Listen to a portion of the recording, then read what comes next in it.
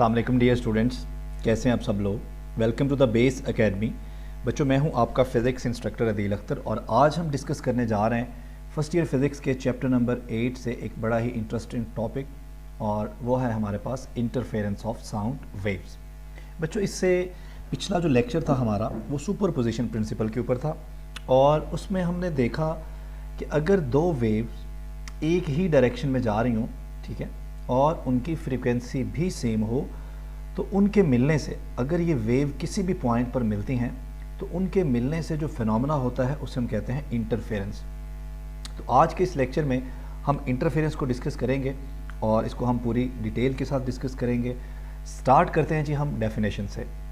बच्चों, superposition of two waves having the same frequency and travelling in the same direction results in interference, जैसा कि हमने last time भी discuss किया था। हम स्टार्ट करते हैं जी इंटरफेरेंस की टाइप से। हमारे पास दो तरह की इंटरफेरेंस होती है जी। एक हमारे पास कंस्ट्रक्टिव इंटरफेरेंस होता है और एक हमारे पास डिस्ट्रक्टिव इंटरफेरेंस होता है। बच्चों, जैसा कि आपको पता है कि वेव्स हमारे पास दो तरह की होती हैं। एक हमारे पास ट्रांसवर्स वेव्स होती हैं, अगर मैकेनिकल वेव्स की बात की जाए तो एक हमारे पास ट्रांसवर्स वेव्स होती हैं, और दूसरी हमारे पास लॉन्गिट्यूडनल या कंप्रेशनल वेव्स होती हैं। साउंड वेव्स भी कंप्रेशनल वेव्स हैं, क्योंकि अभी हमने साउंड वेव की इंटरफेरेंस को ही स्टडी करना है। बच्चों, ट्रांसवर्स वेव्स में हमारे पास क्रस्ट और ट्रफ होते हैं, जिन्हें हम पीक्स और वैलीज भी बोलते हैं, ठीक है जी। तो ये पॉइंट्स क्रस्ट कहलाते हैं, जिनका डिस्प्लेसमेंट जो है वो मीन लाइन से मैक्सिमम होता है, और ये पॉइंट्स जो हैं ये ट्रफ कहलाते हैं। ये हमारा ट्रफ है और ये हमारा क्रस्ट है, ठीक है। बच्चों, अगर दो वेव्स कंस्ट्रक्टिव इंटरफेरेंस की अगर हम बात करें, तो दो वेव्स अगर इस तरह से मिलें, मैं दूसरी वेव के लिए यहाँ से कोई और कलर सेलेक्ट कर लेता हूँ। ये देखें जी, दो वेव्स अगर इस तरह से मिलें कि एक वेव का क्रस्ट दूसरी वेव के क्रस्ट से, और ट्रफ जो है वो ट्रफ से मिले, जैसा कि यहाँ पे हो रहा है, क्रस्ट क्रस्ट से मिल रहा है और ट्रफ ट्रफ से मिल रहा है। इस तरह का जो इंटरफेरेंस होता है उसे हम कहते हैं कंस्ट्रक्टिव इंटरफेरेंस। इसके नतीजे में हमारे पास जो रिजल्टिंग वेव होगी, ठीक है, क्योंकि इनके क्रस्ट और ट्रफ आपस में मिल रहे हैं, तो इनके जो एम्पलीट्यूड्स हैं या इनके जो डिस्प्लेसमेंट हैं पार्टिकल्स के, वो ऐड हो जाएंगे। तो हमारे पास जो रिजल्टेंट वेव आएगी उसका जो एम्पलीट्यूड होगा वो कुछ यूं करके आपको नज़र आएगा, ठीक है। यानी कि इनके एम्पलीट्यूड जब ऐड होंगे तो जो रिजल्टेंट वेव है वो ज़्यादा स्ट्रॉन्ग होगी विद रिस्पेक्ट टू एम्पलीट्यूड। उसका जो एम्पलीट्यूड है वो इन दोनों से ज़्यादा होगा, जाहिर बात है कि वो ऐड होकर आएगा। और अगर ऐसा हो, अगर हम डिस्ट्रक्टिव इंटरफेरेंस की बात करें, ठीक है जी, तो डिस्ट्रक्टिव इंटरफेरेंस में क्या होगा, दो वेव्स अगर इस तरह से मिलें कि एक वेव, ये मैं एक वेव यहाँ पे बना लेता हूँ जी यूँ करके, ठीक है जी, और दूसरी वेव के लिए मैं कलर कोई चेंज कर लेता हूँ, ठीक है। अब ये वेव इस तरह से मिलें कि ये देखें जी, क्रस्ट जो है वो ट्रफ से मिल रहा है या ट्रफ जो है वो क्रस्ट से मिल रहा है। इस सूरत में क्या होगा, दोनों एक दूसरे के इफ़ेक्ट को कैंसिल कर देंगी और हमें यहाँ पर रिजल्ट में या कोई रिजल्टेंट वेव हमें नज़र नहीं आएगी। इसे हम कहते हैं डिस्ट्रक्टिव इंटरफेरेंस। तो ट्रांसवर्स वेव्स के अंदर कंस्ट्रक्टिव और डिस्ट्रक्टिव इंटरफेरेंस जो है उसको मैंने एक्सप्लेन किया कि वो किस तरह से होता है। लेकिन अगर हम कंप्रेशनल वेव्स की बात करें, तो बच्चों लॉन्गिट्यूडनल वेव्स हों या कंप्रेशनल वेव्स हों, तो इन वेव्स के अंदर हमारे पास बजाय क्रस्ट और ट्रफ के हमारे पास होते हैं कंप्रेशंस एंड रेयरफैक्शंस, ठीक है जी। ये मैं पहले बना लूँ फिर बताता हूँ जी। ये देखें जी, ये कंप्रेशंस हैं और ये रेयरफैक्शन। कंप्रेशन उन जगहों को कहते हैं, उन रीजन को कहते हैं, वेव के वो रीजन जहाँ पर मीडियम के पार्टिकल क्राउडेड हुए होते हैं, करीब करीब होते हैं, और रेयरफैक्शंस वेव के वो हिस्से होते हैं जहाँ मीडियम के पार्टिकल्स के दरमियान डिस्टेंस ज़्यादा होता है, ठीक है। तो यहाँ पर भी हम कंस्ट्रक्टिव और डिस्ट्रक्टिव इंटरफेरेंस को उसी तरह से डिफ़ाइन कर सकते हैं। बच्चों, अगर तो एक वेव का कंप्रेशन दूसरी वेव के कंप्रेशन से मिल रहा है और रेयरफैक्शन से मिल रहा है, तो वो होगा कंस्ट्रक्टिव इंटरफेरेंस। और अगर कंप्रेशन रेयरफैक्शन से मिल रहा है या रेयरफैक्शन कंप्रेशन से मिल रहा है, तो वो होगा डिस्ट्रक्टिव इंटरफेरेंस। उसके बाद हमारा जो एक्सपेरिमेंटल सेटअप है, ये बड़ा सिंपल सा एक्सपेरिमेंटल सेटअप है। फर्स्ट ऑफ ऑल ये है हमारे पास नंबर 1, ये है हमारे पास एक ऑडियो जनरेटर, ठीक है जी, जिससे हम साउंड को जनरेट करेंगे, ये साउंड प्रोड्यूस करेगा। फ्रीक्वेंसी हम क्या करेंगे, फिक्स कर देंगे। साउंड की जो फ्रीक्वेंसी होगी वो कांस्टेंट होगी या फिक्स होगी, उस कांस्टेंट फ्रीक्वेंसी की ये साउंड प्रोड्यूस करेगा।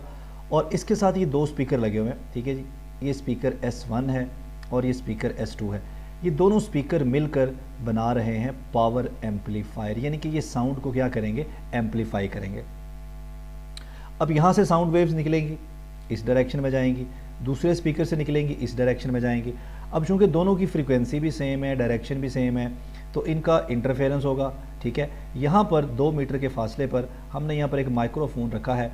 इस माइक्रोफोन को हम मुख्तलिफ़ जगहों पर रख कर टेस्ट करेंगे, ठीक है। हमने इस माइक्रोफोन को अटैच कर दिया है एक CRO के साथ, ताकि यहाँ पर जो भी साउंड वेव इस माइक्रोफोन के अंदर आए उसकी वेव फॉर्म हम CRO के ऊपर देख सकें, और वहाँ से हमें आइडिया होगा कि जो कंस्ट्रक्टिव इंटरफेरेंस है वो कहाँ पे हो रहा है और डिस्ट्रक्टिव इंटरफेरेंस कहाँ पे हो रहा है। अभी हमें सिर्फ इतना आइडिया है कि अगर कंप्रेशन से मिले और रेयरफेक्शन से मिले तो कंस्ट्रक्टिव इंटरफेरेंस होता है, लेकिन अगर कंप्रेशन रेयरफेक्शन से मिले या रेयरफेक्शन कंप्रेशन से मिले तो डिस्ट्रक्टिव इंटरफेरेंस होता है। अब ज़रा हम यहाँ पर देखें जी, यहाँ पर उन स्पीकर से, स्पीकर S1 और स्पीकर S2, ठीक है जी, उनसे निकलने वाली जो साउंड वेव हैं वो आपको नज़र आ रही हैं। अच्छा, यहाँ पर 2 तरह की लाइनें आपको नज़र आ रही हैं। एक ये कंप्लीट लाइन है, ये जो कंप्लीट लाइन है ना, ये शो कर रही है कंप्रेशन को, और ये जो डॉटेड लाइन है ये शो कर रही है रेयरफेक्शन को। याद रखें, एक कंप्रेशन से दूसरे कंप्रेशन तक का जो डिस्टेंस होता है ना, ये वेवलेंथ के बराबर होता है, ठीक है। तो यहाँ पर आपको कुछ पॉइंट्स नज़र आ रहे हैं, ये पॉइंट P1 है, ये पॉइंट P2 है, ये P3 है, ये P4 है और ये P5 है। इन 5 पॉइंट्स के ऊपर हम माइक्रोफोन रख के टेस्ट करेंगे। लेकिन आपको इतना आइडिया यहाँ पर है, ये जो पॉइंट P1 है ना, ये जहाँ पे मैं हाईलाइट कर रहा हूँ, इस पॉइंट को देखें तो ये जो ब्लू वाली वेव है इसका भी रेयरफेक्शन आ रहा है, और ये जो रेड वाली वेव है इसका भी रेयरफेक्शन आ रहा है।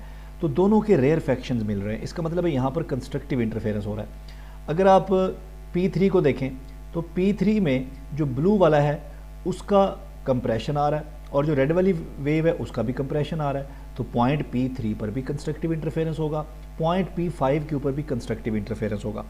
लेकिन अगर आप गौर करें पॉइंट P2 के ऊपर, तो जो रेड वाली वेव है इसका आ रहा है रेयरफेक्शन और ब्लू वाली का कंप्रेशन आ रहा है। तो पॉइंट P2 के ऊपर डिस्ट्रक्टिव इंटरफेरेंस होगा। P4 के ऊपर भी देखें तो ब्लू वाली का कंप्रेशन आ रहा है और रेड वाली का रेयरफेक्शन आ रहा है। तो P4 और P2 के ऊपर डिस्ट्रक्टिव इंटरफेरेंस होगा। लेकिन इस कंस्ट्रक्टिव इंटरफेरेंस और डिस्ट्रक्टिव इंटरफेरेंस की क्या कोई कंडीशन भी है कि कंस्ट्रक्टिव इंटरफेरेंस कब होगा और डिस्ट्रक्टिव इंटरफेरेंस कब होगा? हमें इतना तो पता है कि कंप्रेशन से मिले तो कंस्ट्रक्टिव इंटरफेरेंस होता है और कंप्रेशन रेयरफेक्शन से मिले तो डिस्ट्रक्टिव इंटरफेरेंस होता है। जी, इनकी बिल्कुल कंडीशन है, और वो कंडीशन है in the sense of path difference. Path difference क्या होता है?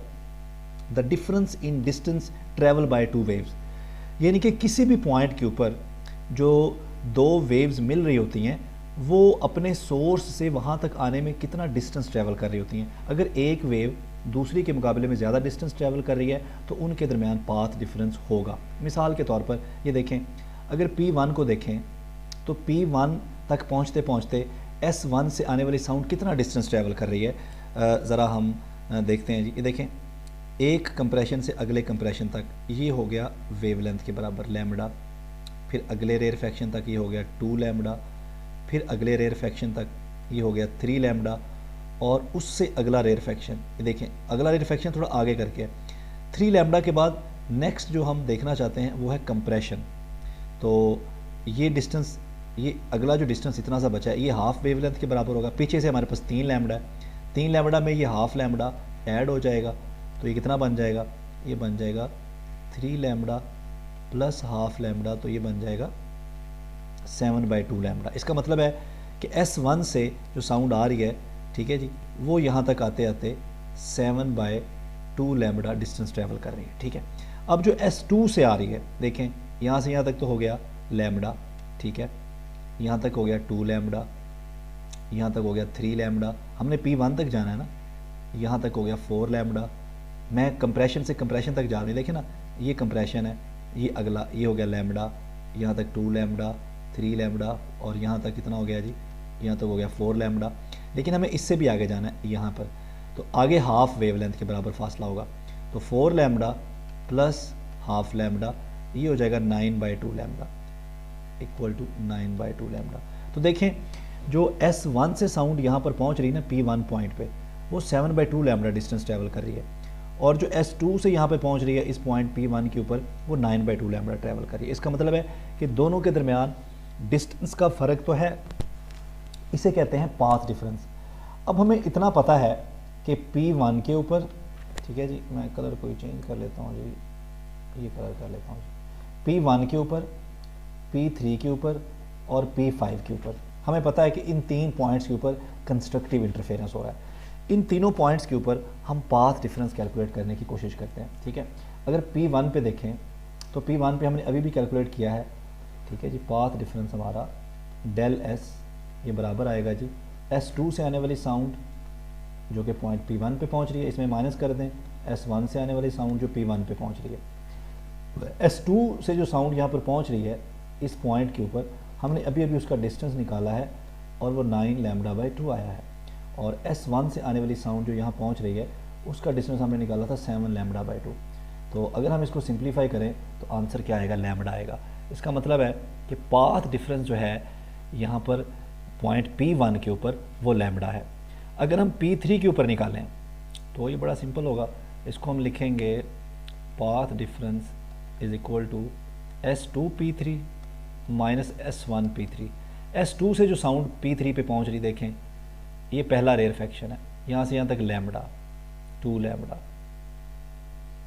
3 लैम्बडा, और P3 पे पहुंचना है ना तो 4 लैम्बडा। तो S2 से जो साउंड आ रही है वो 4 लैम्बडा ट्रैवल कर रही है, माइनस जो S1 से आ रही है, ये देखें लैम्बडा, 2 लैम्बडा, 3 लैम्बडा और 4 लैम्बडा। तो आंसर क्या आ गया जी, 0 लैम्बडा। अच्छा, अब अगर आप P5 पे निकालें तो वो भी कुछ ऐसा ही आएगा। इसका मतलब है कि पाथ डिफरेंस जो है, जहाँ जहाँ कंस्ट्रक्टिव इंटरफेरेंस हो रहा है ना, वहाँ पर जो पाथ डिफरेंस है वो लैम्बडा का इंटेग्रल मल्टीपल आ रहा है। m यहाँ पर जो है वो किसको रिप्रेजेंट कर रहा है, इंटीजर 0 + -1 + -2। तो या तो पाथ डिफरेंस 0 लैम्बडा आ रहा है, या 1 लैम्बडा आ रहा है, या -1 लैम्बडा आएगा, या 2 या 3। तो यानी कि लैम्बडा का इंटेग्रल मल्टीपल। तो ये हमारी कंडीशन बन गई जी कंस्ट्रक्टिव इंटरफेरेंस की, यानी कि अगर किसी पॉइंट के ऊपर जो वेव्स मिल रही हैं, अगर उनके दरमियान पाथ डिफरेंस लैम्बडा का इंटेग्रल मल्टीपल है तो वहाँ पर होगा कंस्ट्रक्टिव इंटरफेरेंस। और P1 के ऊपर या P3 के ऊपर या P5 के ऊपर हमने माइक्रोफोन रखा, और जब हमने अपनी CRO के ऊपर वेव फॉर्म को नोटिस किया तो हमें इस तरह की वेव फॉर्म मिली, ठीक है। और यही हम एक्सपेक्ट कर रहे थे कि कंस्ट्रक्टिव इंटरफेरेंस हो रहा है, तो जो रिजल्टेंट वेव आ रही है उसका जो एम्पलीट्यूड है वो दोनों के एम्पलीट्यूड के ऐड होने से आएगा। तो ज़ाहिर बात है कि जो रिजल्टेंट वेव आ रही है वो ज़्यादा लाउड होगी, और उसका जो उस वेव का जो एम्पलीट्यूड है वो भी लार्ज होगा, ठीक है। तो ये तो हमारी कंडीशन हो गई जी कंस्ट्रक्टिव इंटरफेरेंस की। अब हम देखते हैं कि डिस्ट्रक्टिव इंटरफेरेंस कहाँ कहाँ पे हो रहा है। देखें जहाँ पर कंप्रेशन और रेयरफेक्शन मिल रहा है, ये देखें P4 के ऊपर देखें, ये ब्लू वाला कंप्रेशन है, रेड वाला रेयरफेक्शन है P4 के ऊपर, यहाँ पे डिस्ट्रक्टिव हो रहा है। अगर P2 पे देखें तो ब्लू वाला कंप्रेशन है, रेड वाला रेयरफेक्शन है, तो P2 और P4 यहाँ पर डिस्ट्रक्टिव इंटरफेरेंस हो रहा है। इसकी कंडीशन भी चेक कर लेते हैं, पहले P2 के लिए चेक कर लेते हैं। तो पाथ डिफरेंस जो है ये हमारे पास क्या आएगा, S1 से जो वेव यहाँ पहुँच रही है P2 पे, वो कितना डिस्टेंस ट्रैवल कर रही है, देखें यहाँ तक हो गया लैम्बडा, 2 लैम्बडा, और यहाँ तक हो गया जी 3 लैम्बडा, और यहाँ तक हो गया 3.5। तो S2P1 माइनस S2P2 और S1P2, हम पॉइंट P2 पे इकट्ठे हो रहे हैं, ठीक है। तो S1 से जो साउंड आ रही है वो 3.5 लैम्बडा यानी कि 7 लैम्बडा/2 डिस्टेंस ट्रैवल कर रही है। अब जो S2 से आ रही है, ये देखें यहाँ से यहाँ तक 1 लैम्बडा, 2 लैम्बडा, 3 लैम्बडा और यहाँ तक 4 लैम्बडा। तो ये बन गया 4 लैम्बडा माइनस 7 लैम्बडा/2। एलसीएम क्या आएगा, 2 आएगा, तो ये बन जाएगा 8 लैम्बडा माइनस 7 लैम्बडा, तो ये बन गया लैम्बडा/2, ठीक है। तो P2 के ऊपर जो पाथ डिफरेंस आ रहा है वो आ रहा है जी लैम्बडा/2। अब ज़रा हम P4 पे इस पॉइंट के ऊपर पाथ डिफरेंस निकालते हैं। तो path difference is equal to S2 P4 minus S1 P4। तो ज़रा आप S2 से P4 पे हैं, ये देखें यहाँ से यहाँ तक 1 लैम्बडा, 2 लैम्बडा, 3 लैम्बडा, और ये P4 है हमारा 3 लैम्बडा एंड हाफ, तो 3 एंड हाफ, ये कितना बन जाएगा 7 लैम्बडा बाई 2। माइनस इधर से आए S1 से 1 लैम्बडा, 2 लैम्बडा, 3 लैम्बडा, मैंने P4 पे जाना है ना, तो यहाँ तक देखें P4 यहाँ पे है, तो ये बन जाएगा 5 लैम्बडा, 1 लैम्बडा, 2 लैम्बडा, 3 लैम्बडा और 4 लैम्बडा, ये बन गया जी हमारा 4 लैम्बडा। अगेन एलसीएम क्या आएगा 2, यहाँ पे हमारे पास 7 लैम्बडा आ जाएगा माइनस 8 लैम्बडा, तो माइनस लैम्बडा बाई 2। इसका मतलब है कि अगर आप जहाँ जहाँ पर भी डिस्ट्रक्टिव इंटरफेरेंस हो रहा है ना, वहाँ पर अगर आप पाथ डिफरेंस निकाल लें तो वो लैम्बडा बाय 2 का मल्टीपल आ रहा है, ठीक है जी, लैम्बडा बाय 2 का वो मल्टीपल आ रहा है। इसको हम लिख सकते हैं 2m+1, ठीक है जी, इनटू लैम्बडा बाय 2, ठीक है जी। अगर हम m को, m जो है ये हमारा बराबर है जी 0 +- 1 +- 2 and up to so on. अगर हम m को यहाँ पे 0 रख दें तो आंसर आएगा लैम्बडा बाई 2, जो कि हमारा आ रहा है, ये देखें लैम्बडा बाई 2, लैम्बडा बाई 2। और अगर आप 1 रखेंगे, m को यहाँ पे 1 रखें तो ये क्या बनेगा, ये बनेगा, अगर मैं m की जगह 1 पुट करूँ तो 2 + 1 ये बनेगा 3 लैम्बडा बाई 2। इसी तरह से 5 लैम्बडा बाई 2 +- 7 लैम्बडा बाई 2, यानी कि लैम्बडा बाई 2 का इंटेग्रल मल्टीपल आ रहा है, ठीक है। तो ये जनरल फार्मूला बन गया del S is equal to 2m+1 into lambda by 2। m जो है वो इंटीजर है और ये रिप्रेजेंट कर रहा है इंटीजर को 0 +- 1 +- 2, ठीक है। तो ये है जी हमारा डिस्ट्रक्टिव इंटरफेरेंस, ठीक है जी। और इसकी कंडीशन हमने निकाली कि डिस्ट्रक्टिव इंटरफेरेंस जो है वो लैम्बडा बाई 2 का इंटेग्रल मल्टीपल है, और जहाँ पर कंस्ट्रक्टिव इंटरफेरेंस हो रहा है वहाँ पर जो पाथ डिफरेंस है वो लैम्बडा का इंटेग्रल मल्टीपल है। तो फाइनली हमारे पास कंस्ट्रक्टिव और डिस्ट्रक्टिव इंटरफेरेंस की कंडीशन आ गई।